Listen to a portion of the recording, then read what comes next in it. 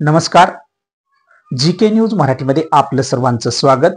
तुम्ही पाहत आहात महाराष्ट्राच्या कुशीतलं जी के न्यूज मराठी. आता बातमी आहे. माजी आमदार स्वर्गीय प्रदीपजी नाईक यांचे पुत्र कपिल नाईक यांनी प्रथमच किनवट तालुक्यातील इस्लापूर शिवणी भागाचा दौरा केला असता नागरिकांनी त्यांचे भव्य स्वागत केले. तर पदाधिकारी व कार्यकर्त्यांची संवाद बैठकी दरम्यान पदाधिकारी व कार्यकर्त्यांशी संवाद साधल्याची पाहूया सविस्तर. माजी आमदार स्वर्गीय प्रदीपजी नाईक यांचे मतदारसंघातील विकासाचे राहिलेले अधुरे स्वप्न पूर्ण करण्यासाठी मला किनवट माहूर विधानसभेतील जनतेंनी साथ द्यावी. साहेबांचे राहिलेले अधुरे स्वप्न पूर्ण निश्चित करण्यासाठी जनता जनार्दनाच्या आशीर्वादांनी पूर्ण केल्याशिवाय राहणार नाही अशी भावनिक साथ आज इस्लापूर येथील बैठकी प्रसंगी माजी आमदार प्रदीप नाईक यांचे पुत्र कपिल नाईक यांनी जनतेला घातली आहे.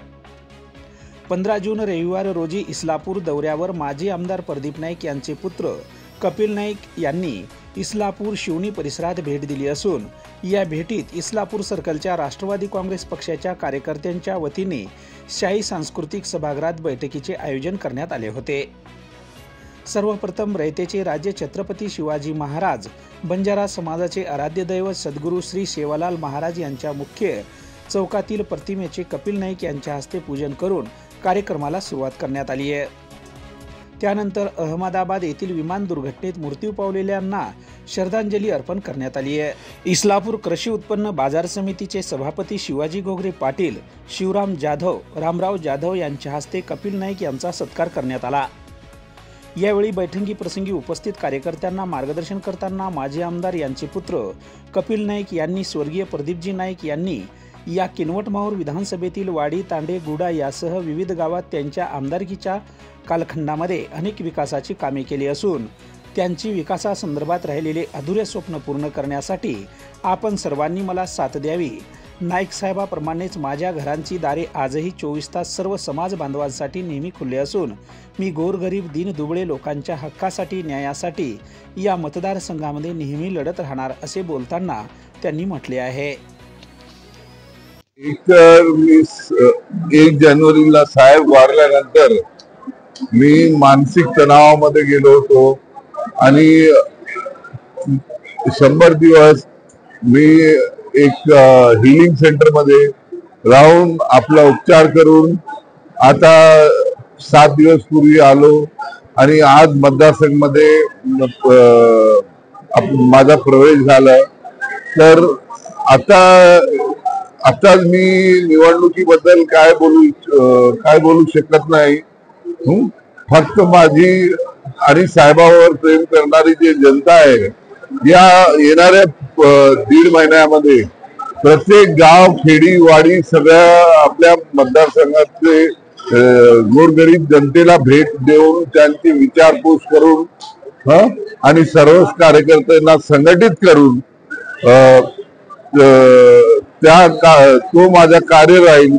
आणि जसं पुढे चालून ऑक्टोबर किंवा नोव्हेंबर मध्ये हा स्थानिक स्वराज्याची निवडणूक अपेक्षित आहे, तर ते माझ्या एक वेळ पूर्ण मतदारसंघ दौरा झाल्यानंतर मग याच्या पुढे कसे रिझर्वेशन लागू होतील, किती मतदारसंघ होणार, ते सगळ्या गोष्टीवर पुढचा आमचा हे अवलंबून असेल की व्यूहरचना. तर ते सगळं पुढे आल्यानंतर मग त्या हिशोबाने आम्ही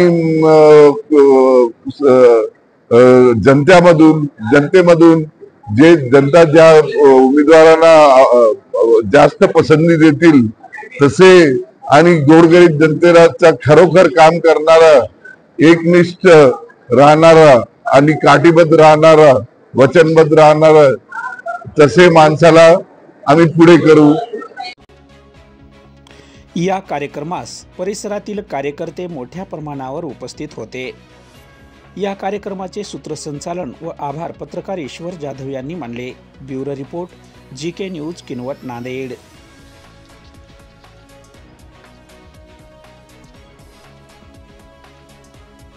तुम्ही पाहत आहात महाराष्ट्राच्या कुशीतलं GK न्यूज मराठी, साथ जनतेची, भूमी महाराष्ट्राची.